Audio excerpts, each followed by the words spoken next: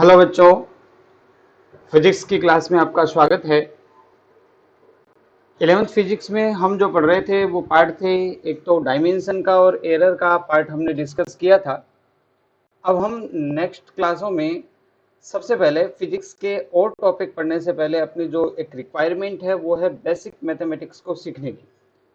10वीं तक की जो मैथमेटिक्स हम सीख के आए हैं, हम पढ़ के आए हैं, वे सारे मैथमेटिक्स यहाँ यूज होगी, लेकिन उसके अलावा भी मैथमेटिक्स के बहुत सारे ऐसे कॉन्सेप्ट हैं जो हमें फिजिक्स के डेरिवेशन, फिजिक्स के न्यूमेरिकल और उनके कॉन्सेप्ट वगैरह को सॉल्व करने के लिए बार बार जरूरत इनकी यहाँ मैथमेटिक्स टूल्स की पड़ेगी, मैथमेटिक्स के सूत्रों की जरूरत पड़ती रहेगी। ये जो मैथमेटिक्स का जो पार्ट है वो मैथ वाले बच्चे तो 11th और 12th के सिलेबस में पढ़ लेंगे, लेकिन वो धीरे धीरे चलता जाएगा। लेकिन अपने को जो है वो उसमें जो जो टूल बेसिक रिक्वायरमेंट्स के हैं वो टूल हम यहाँ पे पढ़ेंगे, यही पढ़ेंगे। और बायोलॉजी वाले बच्चे के लिए सबसे बड़ी दिक्कत ये है कि बायोलॉजी वाले बच्चे के सिलेबस में ये पार्ट आता ही नहीं, और ये पार्ट उसके सिलेबस में कभी नहीं आता, और फिजिक्स में इसकी लगातार जरूरत पड़ती है। तो यहाँ पर हमें ध्यान रखना है कि ये इतना इंपॉर्टेंट पार्ट है कि इसके बिना हम फिजिक्स का कोई डेरिवेशन, कोई कॉन्सेप्ट, कोई न्यूमेरिकल सॉल्व नहीं कर सकते। इसको सोल्व करने के लिए हमें बेसिक मैथमेटिक्स टूल की ज़रूरत पड़ती है। तो बहुत ही ध्यान से और तल्लीनता से आप मैथमेटिक्स के टूल्स को पढ़ेंगे। तो आज की क्लास हम शुरू कर रहे हैं बेसिक मैथमेटिकल टूल के नाम से। और इन सब में जैसे उदाहरण के तौर पे बताऊं कि पिछली क्लास में मैंने आपको एक जगह यूज किया था द्विपद प्रमेय, बाइनोमियल थ्योरम, लेकिन बाइनोमियल थ्योरम जो है वो आपके अभी तक कहीं काम में नहीं आई है। तो इस तरह से न्यूमेरिकल्स में तो अपने को जरूरत पड़ती जाती है, और वो चीज़ें हमने पढ़ी नहीं है, तो उन सारी चीज़ों को हम सबसे पहले पढ़ते हैं और उसके बाद हम फिजिक्स के सिलेबस में आगे जाएंगे। नहीं तो हम हमारा फिजिक्स का सिलेबस जो है वो कर ही नहीं सकते बिना बेसिक मैथमेटिकल टूल को सीखे, मैथमेटिक्स के टूल की प्रैक्टिस किए बिना हम फिजिक्स के आगे के सिलेबस में नहीं जा सकते, उसको नहीं पढ़ सकते। तो आज की क्लास में हम शुरू करते हैं फिजिक्स में काम आने वाले mathematical tool, basic mathematical tool. ठीक है, तो चलिए आज की क्लास शुरू करते हैं।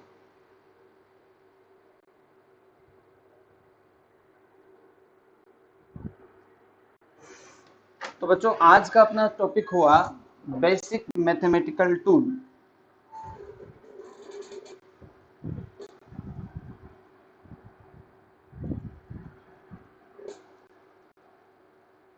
Basic mathematical tool.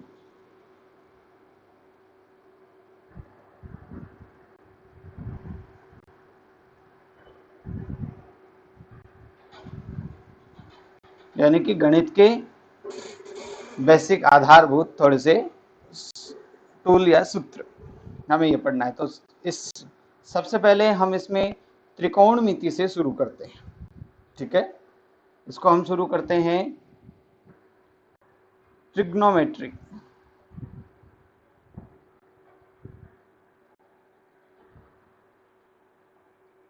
ट्रिग्नोमेट्री से शुरू करते हैं, यानी त्रिकोणमिति से शुरू करते हैं।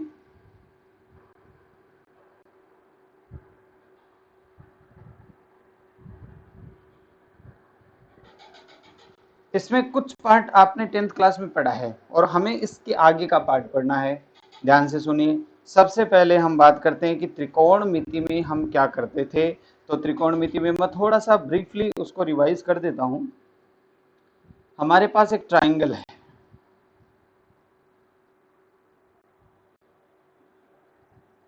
इस ट्राइंगल का नाम है ABC। ठीक है, ये ट्राइंगल का आधार है। कैसे पता लगा? यदि ये कोण हमें 90 डिग्री दे रखा है और इस एंगल को हम थीटा मान लेते हैं, तो एंगल और 90 डिग्री पर बनने वाला जो पार्ट होता है वो होता है आधार। ठीक है, और ये हमारा लंब है और ये हमारा कर्ण है, यानी बेस, परपेंडिकुलर और हाइपोटेनस।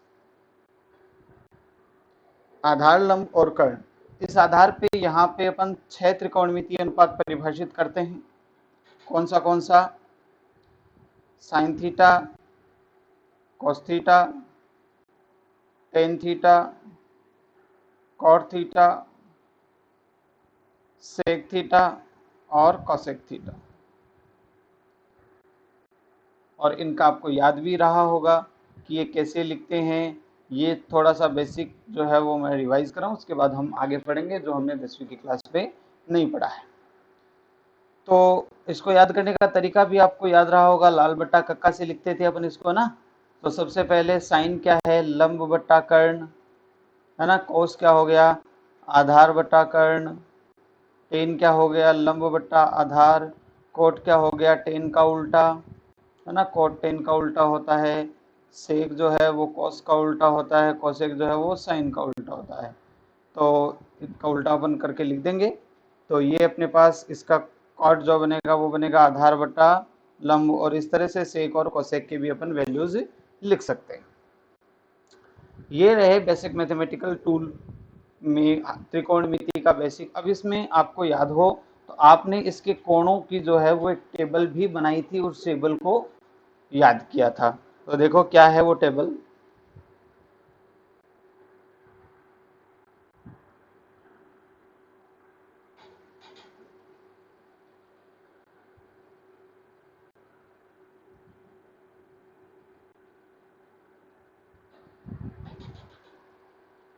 त्रिकोणमितीय अनुपातों के मान, इसके लिए अपने पास एक टेबल है भैया।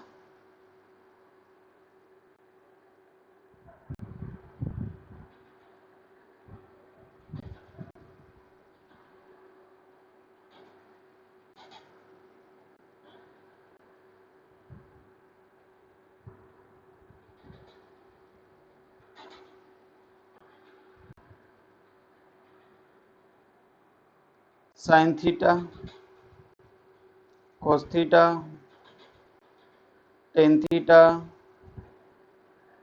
कॉट थीटा, सेक थीटा और कोसेक थीटा। 0 डिग्री का मान, 45 डिग्री का मान, 0 डिग्री का, और यहाँ पे 30 डिग्री का, 45 डिग्री का मान, 60 डिग्री का मान और 90 डिग्री का मान। ये हमने 10वीं की क्लास में बेटा पढ़ा है। हमारी क्लास जो है वो इसके बाद से शुरू होगी। हम इसके आगे का पार्ट पढ़ेंगे कि हमें यदि 90 डिग्री से ऊपर के कोणों के मान ज्ञात करने हो, जैसे साइन 120 डिग्री का, साइन 150 डिग्री का, 210 डिग्री का, इस तरह के कोणों के मान ज्ञात करने के लिए हम क्या करते हैं, हमें वो कॉन्सेप्ट सीखना है। लेकिन ये चीज़ अपने को ज़रूरत पड़ेगी, इसलिए मैंने यहाँ इसका थोड़ा सा इंट्रोडक्शन ले लिया। अब यदि आपको याद हो तो अच्छी बात है, नहीं याद हो तो थोड़ा सा पीछे से आप रिवाइज कीजिए कि इस टेबल की वैल्यू कितनी है। यहाँ पे मैं आपको थोड़ा सा लिख के बता देता हूँ कि साइन 0 डिग्री की वैल्यू होती है 0, साइन 30 की वैल्यू होती है 1/2, साइन 45 की वैल्यू होती है 1/√2, साइन 60 की वैल्यू होती है √3/2 और साइन 90 की वैल्यू होती है 1। कॉस की वैल्यू आप इधर से लिखेंगे, इस साइड से। तो देखो ये वैल्यू सबसे पहले यहाँ लिखी जाएगी। तो cos 0 की वैल्यू होती है 1, 30 की वैल्यू होती है √3/2, है ना, और 45 की वैल्यू होती है 1/√2, 60 की वैल्यू होती है 1/2 और cos 90 की वैल्यू होती है 0, है ना। ये सब टेबल आप पढ़ चुके हैं, इन सब टेबल का जो है वो आप वैल्यू जानते हैं, याद भी होगी। नहीं याद है तो थोड़ी सी रिपीट कीजिए, रिवाइज कीजिए इसको। 10 की वैल्यू के लिए देखो 10 का जो फॉर्मूला होता है वो होता है, 10 का फॉर्मूला होता है साइन थीटा बट्टा कॉस थीटा। ये 10 का फॉर्मूला होता है। तो साइन में कॉस का डिवाइड करने पर आपको 10 मिल जाएगा। तो ये देखिए पहले 10 0 की वैल्यू यानी ये निकालते हैं तो साइन 0 में कॉस 0 का भाग दे देते हैं, है ना। तो यहाँ पे आपको 10 0 की वैल्यू मिल जाएगी। तो 0 में 1 का भाग दिया तो ये वैल्यू बनेगी 0, फिर इसमें दे देते हैं तो ये वैल्यू बनेगी 1/√3, ये वैल्यू बनेगी 1, ये बनेगी √3 और ये बनेगी infinity.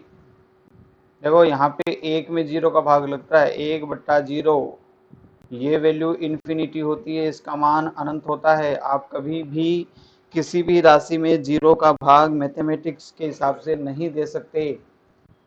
Undetermined and defined value है, ये इन्फिनिटी है ना। तो 1 में 0 का भाग देते तो ये अनंत बनता है, इन्फिनिटी बनता है, ये सब आपने सीखा होगा।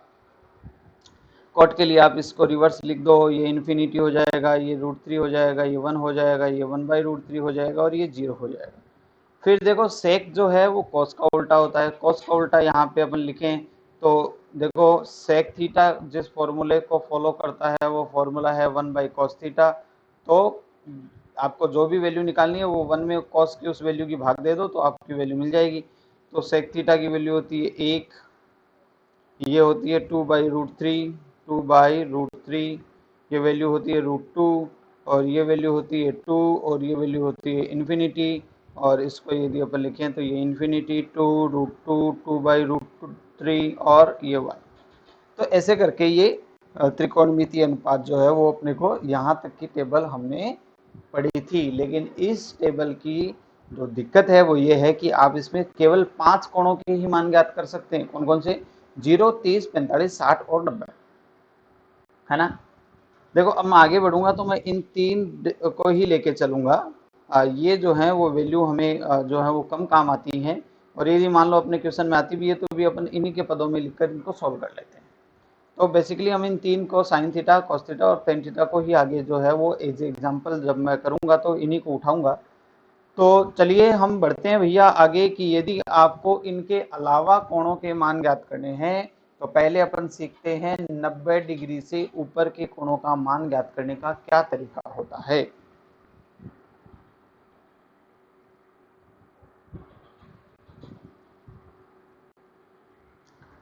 सबसे पहला पार्ट,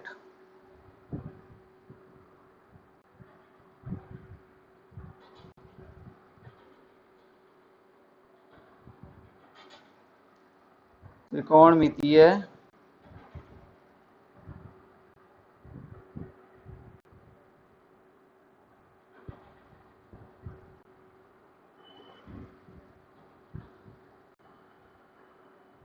इस कंडीशन को सीखते हैं।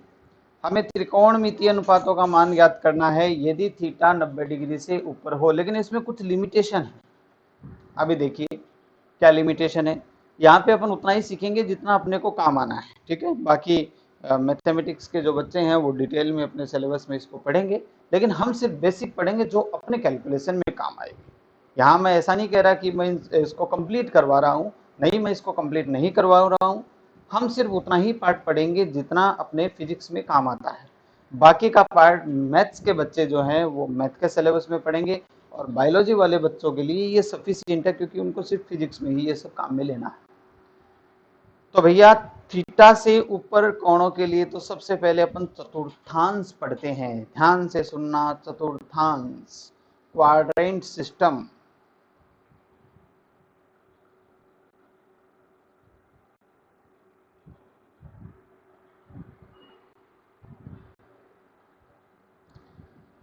आपने ग्राफ बनाया होगा, ग्राफ में आप इस तरह के लाइन खींचते हैं।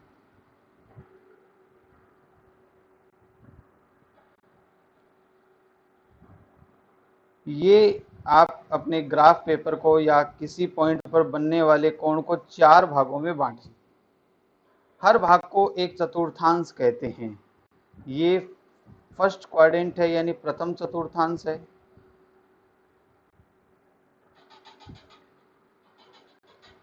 ये द्वितीय चतुर्थांश है।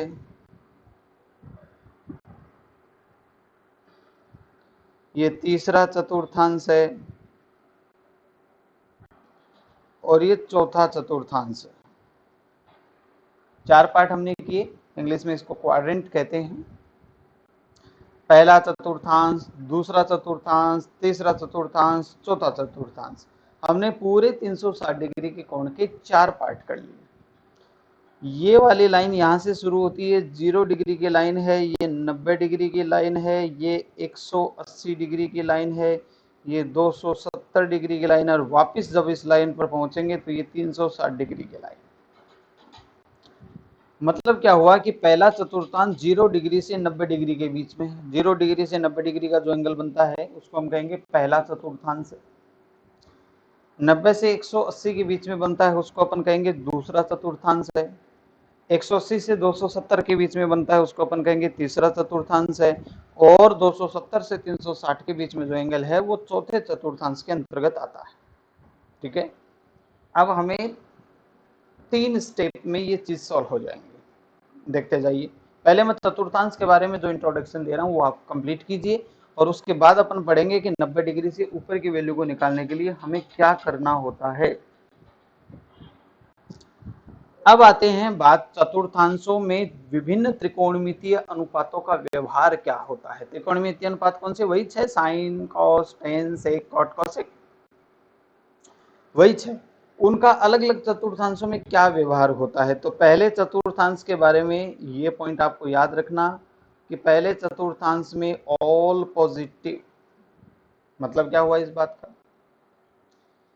पहले चतुर्थांश यानी 0 डिग्री से 90 डिग्री के किसी भी कोण की वैल्यू के लिए कोई सा भी त्रिकोणमितीय अनुपात उठा लो उसकी वैल्यू हमेशा पॉजिटिव ही आएगी। देखो ये इस टेबल में देखो, 0 से 90 डिग्री की कोण लिए हमने तो कोई भी मान नेगेटिव नहीं आया। किसी भी अनुपात का, किसी भी त्रिकोणमितीय अनुपात का मान नेगेटिव नहीं आया। इसका मतलब ये हुआ कि पहले चतुर्थांश में सभी त्रिकोणमितीय अनुपातों के जो मान है वो धनात्मक रहते हैं, पॉजिटिव रहते हैं। ठीक है, ये याद रखना। दूसरे चतुर्थांश के बारे में याद रखना कि इसमें एक तो साइन थीटा और एक उसके साथ वाला कोसेक थीटा जो इसके उल्टा बनता है, ये दोनों पॉजिटिव होते हैं और बाकी नेगेटिव होते हैं। आपको ये याद रखना है कि पॉजिटिव कौन कौन से होते हैं, बाकी नेगेटिव है। पहले चतुर्थांश में सारे त्रिकोणमितीय अनुपात, दूसरे चतुर्थांश में साइन और कोसेक त्रिकोणमितीय अनुपात पॉजिटिव होते हैं। इसका मतलब क्या हुआ, मान लीजिए कि मैं आपसे साइन 120 डिग्री की वैल्यू कैलकुलेट करवाता हूँ। कैसे कैलकुलेट होती है अभी हम नहीं जानते, लेकिन हमें ये जरूर पता है कि 120 डिग्री देखो दूसरे चतुर्थांश में आएगा। कैसे पता लगा भाई, 90 डिग्री से 180 डिग्री तक का जो कोण है वो दूसरे चतुर्थांश में होता है ना, 120 इसी के अंतर्गत आता है। तो दूसरे चतुर्थांश में साइन पॉजिटिव है, कितना आएगा हमें ये नहीं पता, लेकिन इसकी वैल्यू पॉजिटिव जरूर आएगी, ये हम जानते हैं, कंफर्म। इसी तरह से मैं आपसे पूछ लूं कि tan 120 डिग्री का मान निकालो, तो देखो tan 120 डिग्री का तो 120 डिग्री एंगल दूसरे चतुर्थांश में आएगा और दूसरे चतुर्थांश में साइन और कोसेक के अलावा जितने भी सारे नेगेटिव होते हैं, मतलब इसकी वैल्यू जो है वो आपको कितनी मिलेगी, नेगेटिव मिलेगी। कितनी मिलेगी वो बात की बात है, लेकिन माइनस की मिलेगी, ये कंफर्म है। बात समझ में आई? तो ये चतुर्थांश के बारे में याद रखिए भैया कि पहले चतुर्थांश में यानी 0 से 90 डिग्री के एंगल के लिए सभी त्रिकोणमितीय अनुपात पॉजिटिव, दूसरा चतुर्थांश यानी 90 से 180 डिग्री के लिए साइन और उसके साथ वाला कोसेक जो उसके रेसिप्रोकल यानी उल्टा करने से बनता है वो आएगा पॉजिटिव, ये दोनों पॉजिटिव होंगे। इसके अलावा बाकी के 4 त्रिकोणमितीय अनुपात इस चतुर्थांश में नेगेटिव आएंगे। अब आते हैं तीसरे चतुर्थांश में। तीसरे चतुर्थांश में tan और उसके साथ वाला cot थीटा ये दोनों पॉजिटिव होते हैं और बाकी के 4 नेगेटिव होते हैं। ठीक है, और चौथे चतुर्थांश में एक तो cos थीटा और उसके साथ वाला sec थीटा ये पॉजिटिव होते हैं और बाकी नेगेटिव होते हैं। यहां तक की बात आपको समझ में आई होगी। एक बिंदु पर 360 डिग्री का कोण बनता है। जैसे मैं आपसे कहूं कि इस बिंदु पर कितना डिग्री का कोण बनेगा, 360 डिग्री का कोण बन सकता है एक बिंदु पे। उस 360 डिग्री के कोण के हमने 4 पार्ट किए इस तरह से, देखो ये 4 पार्ट हो गए, है ना, ये 4 पार्ट हो गए। तो 4 पार्ट को हमने जो 4 पार्ट किए उन सभी पार्टों को नाम दे दिया चतुर्थांश या क्वाड्रेंट। तो पहला चतुर्थांश हो गया 0 से 90 डिग्री का, दूसरा हो गया 90 से 180, तीसरा हो गया 180 से 270 और चौथा चतुर्थांश हो गया 270 डिग्री से वापस 360 डिग्री तक का कोण। ये हो गया अपने पास 4 चतुर्थांश। इन चतुर्थांशों में त्रिकोणमितीय अनुपात का व्यवहार क्या होता है हमने ये देखा। ठीक है भाई, इन चतुर्थांशों में इनका व्यवहार जो है वो देखा कि पहले वाले चतुर्थांश में सभी का व्यवहार पॉजिटिव होता है, सभी की वैल्यू पॉजिटिव आएगी। दूसरे चतुर्थांश में साइन और कोसेक ये दोनों पॉजिटिव आएंगे, बाकी चारों नेगेटिव आएंगे। तीसरे चतुर्थांश में टेन और कॉट ये दोनों पॉजिटिव आएंगे, बाकी सारे नेगेटिव आएंगे। चौथे चतुर्थांश में 270 से 360 वाले में कॉस और सेक पॉजिटिव आएंगे, बाकी सारे नेगेटिव आएंगे। तो ये हमारे पास हो गया। अब हम चलते हैं एक एग्जाम्पल के तौर पर। अब आपको कोई त्रिकोणमितीय अनुपात दिया जाता है, ध्यान से सुनना, मैं इस चीज को यहाँ पर कैलकुलेशन स्टेप के नाम पर लिखता हूँ।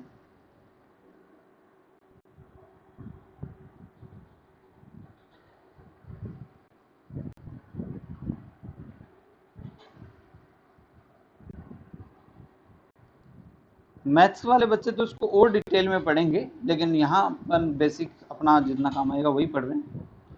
कैलकुलेशन स्टेप में सबसे पहला पार्ट, स्टेप फर्स्ट, आपको एक त्रिकोणमितीय फंक्शन दिया जाता है जिसको मैं यहाँ ट्रिग लिख लेता हूँ। ये ट्रिक क्या है? त्रिकोणमिति का फंक्शन है, कोई सा भी हो सकता है, sine cos tan sec cot cosec कोई सा भी हो सकता है, और इसके साथ में आपको थीटा दिया जाता है ना, ऐसा ही कुछ है। इसके साथ में आपको थीटा दिया जाता है, तो हम इसको लिख लेते हैं कुछ ऐसे। पहले स्टेप में आपको एक त्रिकोणमितीय फंक्शन दे रखा है जिसको मैं ट्रिग थीटा कह रहा हूँ। ये sine theta cos theta sec theta cos theta कोई सा भी हो सकता है। इसको आपको क्या करना है, ध्यान से सुनिए, स्टेप समझते जाइए आप। तो आपको इस फंक्शन को कुछ नहीं छेड़ना है, अंदर वाले को आप n गुणा 90 प्लस माइनस 5 के रूप में लिखेंगे। अब ये क्या बला है? तो सर थीटा था, इसको क्या किस फॉर्मेट में लिख लिया, समझ में आएगा, देखिए धीरे धीरे समझाऊंगा।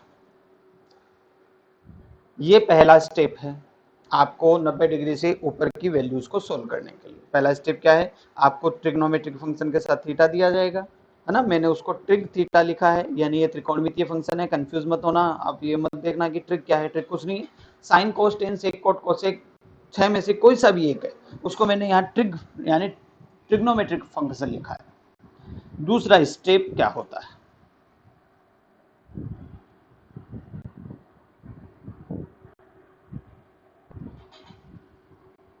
चेक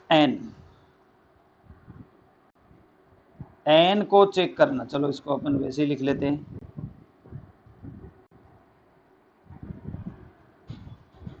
यदि एन का मान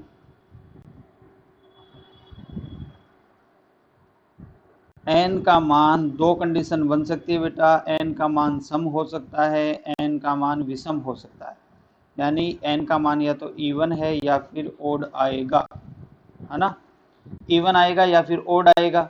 यदि सम आए, इवन आए तो नो चेंज, और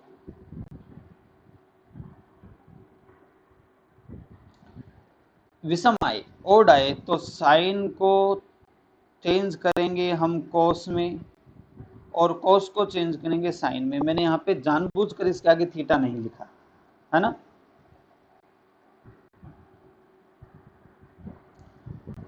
साइन को कोस में चेंज करेंगे, कोस को साइन में चेंज करेंगे, टेन को कॉट में चेंज करेंगे, और कॉट को टेन में चेंज करेंगे, थीटा लिख दिया कोई बात नहीं, और इसमें आगे अपन सेक को कोसेक में चेंज करेंगे, और कोसेक को सेक में चेंज करेंगे। हालांकि मैं आपको बता रहा हूँ कि मैं सेक और कोसेक के एग्जाम्पल नहीं लूंगा, मैं सिर्फ साइन कोस और टेन के ही एग्जाम्पल लूंगा।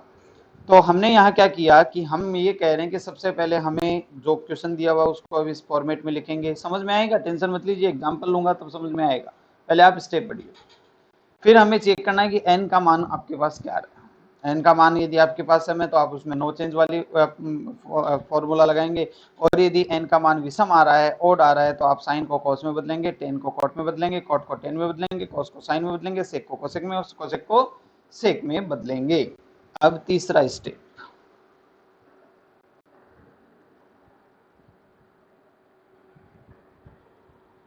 तीसरा स्टेप होता है चतुर्थांश के आधार पर पॉजिटिव एंड नेगेटिव का साइन लगाना।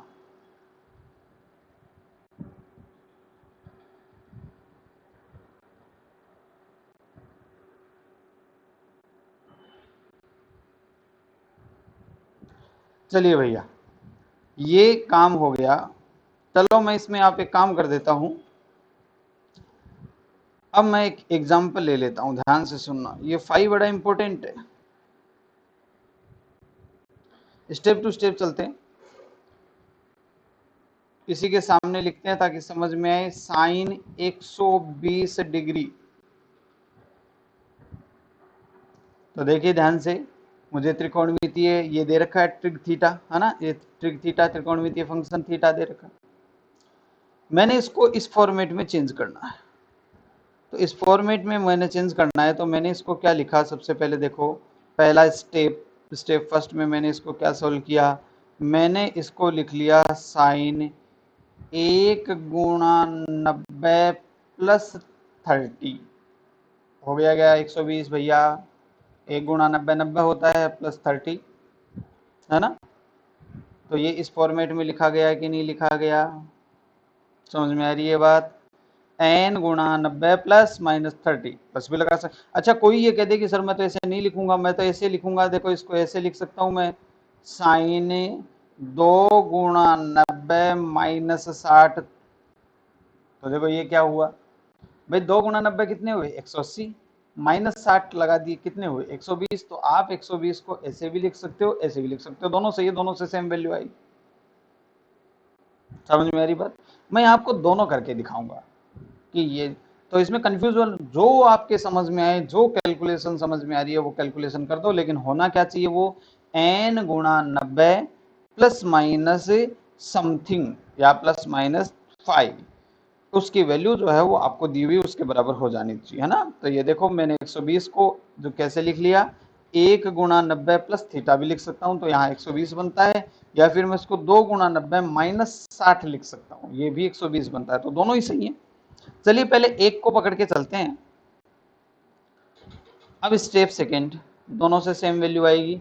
अब मैं चाहे ऐसे लिख दूं चाहे ऐसे लिख दूं, बात समझ में आ रही। बड़ा इंपॉर्टेंट कॉन्सेप्ट है, ध्यान से धीरे धीरे समझना, इसीलिए मैं इसको एकदम स्लोली समझा रहा हूं।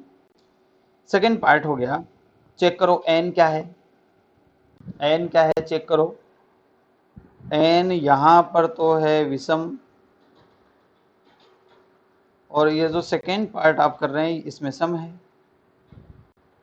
तो कोई बात नहीं, यहाँ पे विषम है तो विषम। अब हमें फाइनल तीसरा पार्ट और चेक करना है कि चतुर्थांश के आधार पर प्लस और नेगेटिव साइन। तो ध्यान से देखा मैंने कि ये, अब ध्यान से देखो, ये 1 × 90 90 है, प्लस समथिंग है। अब आपको इसको जाना ही नहीं है कि ये वैल्यू कितनी है, 1000 डिग्री है कि 30 डिग्री है कि 3 डिग्री है, इस बात में जाने, ध्यान से सुनो, इस वाले में आओ। 1 × 90 का मतलब होता है 90, प्लस समथिंग, प्लस समथिंग कौन से चतुर्थांश में जाएगा, ये 90 की लाइन है, प्लस समथिंग इस चतुर्थांश में जाएगा, मतलब ये दूसरे चतुर्थांश की कहानी है, और दूसरे चतुर्थांश में साइन पॉजिटिव होता है, तो जो तीसरा एजम्पशन हमें लेना है वो हम कहेंगे कि इसकी वैल्यू जो है वो पॉजिटिव आएगी। और इस हिसाब से देखा तो 2 × 90 180 है, 180 माइनस समथिंग, ये देखो इधर से आ गया 180 वाली ये लाइन है, माइनस समथिंग देखो ये भी दूसरे चतुर्थांश में आ रहा है ना, तो ये भी इधर से भी दूसरा चतुर्थांश आया, तो हम कहेंगे कि यहाँ से भी ये जो है वो तीसरा जो है अपने को क्या मिलेगा कि इसकी वैल्यू पॉजिटिव मिलेगी। अब इन तीनों के आधार पे हम फाइनल वैल्यू लिखेंगे, तीनों के आधार पे क्या लिखेंगे, हम फाइनल वैल्यू लिखेंगे। देखिए क्या हो रहा है, हमने साइन 120 को इस वाले तरीके में, फर्स्ट वाले में ऐसे बदला था, 1 × 90 + 30 डिग्री ऐसे बदला था, है ना। तो हमने तीनों स्टेप ले लिए। सबसे पहले हमने ले लिया कि इसको इस तरह से लिख दिया, फिर एन को चेक कर लिया, फिर प्लस माइनस को चेक कर लिया। पॉजिटिव आना है तो सबसे पहले पॉजिटिव लगाओ, नेगेटिव आना होता तो नेगेटिव लगा देते। उसके बाद हम कह रहे हैं कि ये एन विषम है, मतलब चेंज करो, साइन को किस में चेंज करो, कॉस में चेंज करो। फिर ये जो मैथमेटिकल पार्ट आपने लिखा ये तो हो जाएगा स्किप, और यहाँ पे सीधी किसकी वैल्यू आ जाएगी, उस प्लस माइनस वाले की वैल्यू आ जाएगी। तो ये हो गया प्लस कोस 30 डिग्री, है ना। समझ में आई, दोबारा समझ लो, कोई बात नहीं यदि समझ में नहीं आई तो। क्या था भैया, साइन 120 को इस तरह से लिख दिया, तो अब हमें साइन 120 की वैल्यू निकालनी है, तो हम सामने वाले गए, हमने कहा कि 3 स्टेप चेक करने होते हैं, हमने इक्वेशन लिख ली, हमने एन को चेक कर लिया, हमने प्लस माइनस चेक कर लिया। तब वापस लिखते जाओ। सबसे पहले बताओ प्लस आया कि माइनस आया, भाई साइन 120 डिग्री दूसरे चतुर्थांश में, कोई दिक्कत नहीं, प्लस आएगा, ये बात हम चतुर्थांशों में पढ़ चुके, प्लस लगा लिया। फिर एन को चेक किया, दोबारा से हमको चेक किया था ना एन को, उसको लिख रहे हैं। भाई पहले मैं ऊपर से नीचे कर रहा था, अब मैं इन दोनों पार्टों को नीचे से ऊपर देख रहा हूँ, कोई फर्क नहीं पड़ता इसमें। तो भैया हमने एन को चेक किया तो एन निकला विषम, विषम निकलेगा तो हम कहेंगे कि देखो साइन किस में बदलेगा, कॉस में बदलेगा, और लास्ट में आप यहाँ पे फाई लगा दो, फाई मतलब 30 डिग्री। यानी कि साइन 120 डिग्री की वैल्यू वास्तव में किसके बराबर आ रही है, प्लस cos 30। cos 30 की वैल्यू देखो टेबल में जाओ भैया, रे cos 30 की वैल्यू कितनी है, ये रही cos 30 की वैल्यू, तो ये साइन 20 की वैल्यू हो जाएगी। देखो अब ये निकाल लेते हैं, तो साइन 120 डिग्री वैल्यू प्लस √3/2। तो इस तरीके से हमने साइन 120 डिग्री की वैल्यू निकाल ली, कितनी आई, √3/2। तो ये कॉन्सेप्ट जो है वो है कि आपको 90 डिग्री से ऊपर का जो पार्ट दिया जाएगा उसी में ये सोल्व होगा। लेकिन इसकी लिमिट ये है कि भैया उन्हीं कोणों का मान ज्ञात कर सकते हैं जिनको अपन इस फॉर्मेट में लिख सके, n गुणा 90 प्लस माइनस समथिंग। जैसे मैं आपको कहूँ कि 102 डिग्री की वैल्यू निकालो, इस तरीके से नहीं निकल सकती है ना। तो चलिए अब आप कहेंगे कि ये दूसरे वाले को भी निकाल लेते हैं। दूसरे वाले में हमने साइन 120 डिग्री को क्या लिखा, साइन 120 डिग्री को हमने लिखा साइन 2 गुणा 90 माइनस का 60 लिखा, कोई दिक्कत नहीं। फिर चलो साइन 120, सबसे पहले प्लस माइनस लगाओ, कौन सा चतुर्थांश है, दूसरा, प्लस लगा दिया। एन की वैल्यू चेक करो, समय की समय सम है, नो चेंज, मतलब साइन का साइन ही रहेगा, और लास्ट में यहाँ पे फाई लिखते हैं।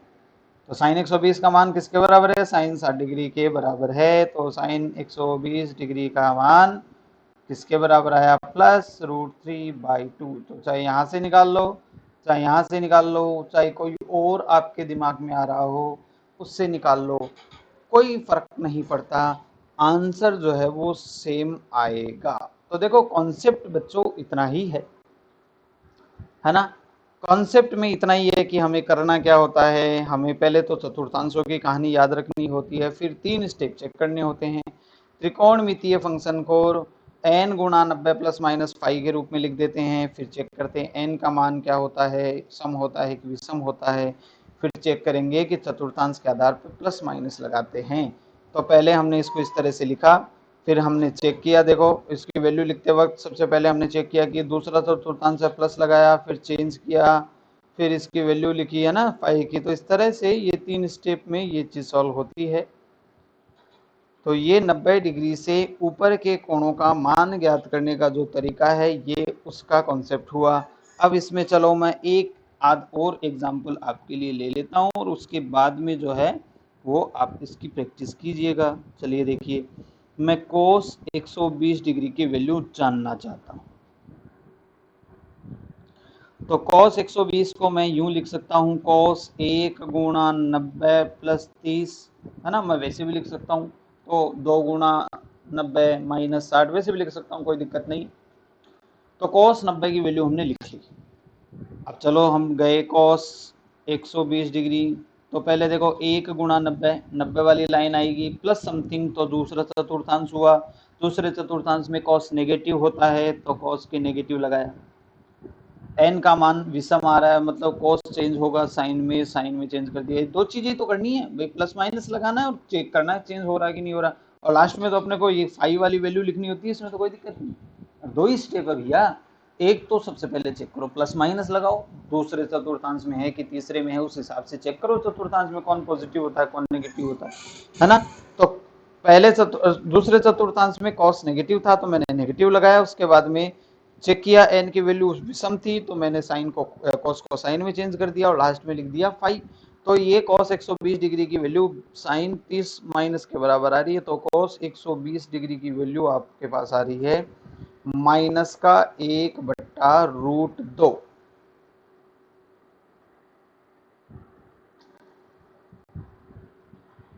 है ना।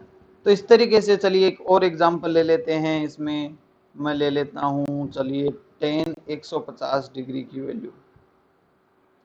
तो tan 150 को मैं इस तरह से लिख सकता हूँ, 1 गुणा 90 प्लस 60, है ना। चाहे 2 गुणा 90 माइनस 30 लिख दो, आपकी जैसी मर्जी है वैसे लिख दो, सही आएगा, कोई दिक्कत नहीं। टेन 1 गुणा 90, तो भैया कितना आया, टेन 150 डिग्री का मान। सबसे पहले चेक किया कौन सा चतुर्थांश है, 90 प्लस समथिंग दूसरा चतुर्थांश है, दूसरे चतुर्थांश में 10 नेगेटिव आता है, नेगेटिव लगा लिया। इसका मान विषम है तो उसको कॉट में बदल लिया, और कॉट 60 डिग्री, कॉट 60 की वैल्यू कितनी होती है, ये रही कॉट 60 की वैल्यू 1/√3। तो ये वैल्यू हम यहाँ लिख देते हैं। तो ये 150 की वैल्यू कितनी आएगी, -1/√3। समझ में आ रही है बात, कोई दिक्कत? तो ऐसा हुआ भैया कि हमने आज के इस क्लास में ये जाना कि त्रिकोणमितीय फंक्शनों का मान 90 डिग्री से जिनका ऊपर होता है उनको कैसे सोल्व करते हैं। 10वीं क्लास तक आपने 90 डिग्री तक वैल्यू सोल्व की है, और आज की क्लास में मैंने 90 डिग्री से ऊपर वाली वैल्यूज को सोल्व करने का तरीका आपको बताया है। इसके अलावा भैया आप कुछ की प्रैक्टिस कर सकते हैं, बहुत सारी वैल्यूज हैं जिनकी आप प्रैक्टिस जो है वो यहाँ पे कर सकते हैं। तो जैसे मैं आपको प्रैक्टिस के लिए एग्जांपल बता देता हूँ कि जैसे आप एग्जांपल के तौर पे साइन 150 डिग्री ट्राई कर सकते हैं, कॉस 150 डिग्री ट्राई कर सकते हैं, है ना। फिर आप साइन 210 डिग्री, कॉस 210 डिग्री की वैल्यू ट्राई कर सकते हैं। फिर आप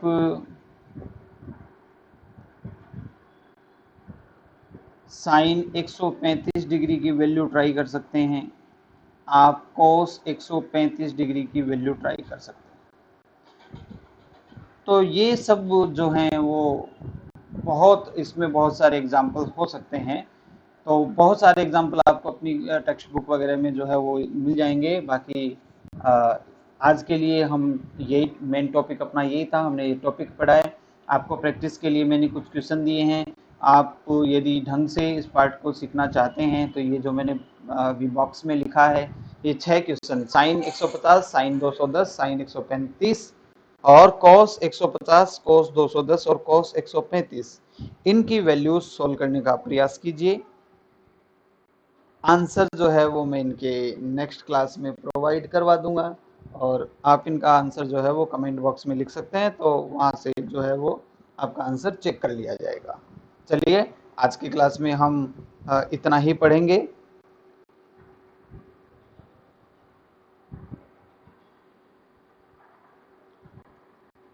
तो भैया नेक्स्ट क्लास में हम फिर से मिलते हैं, तब तक के लिए गुड बाय।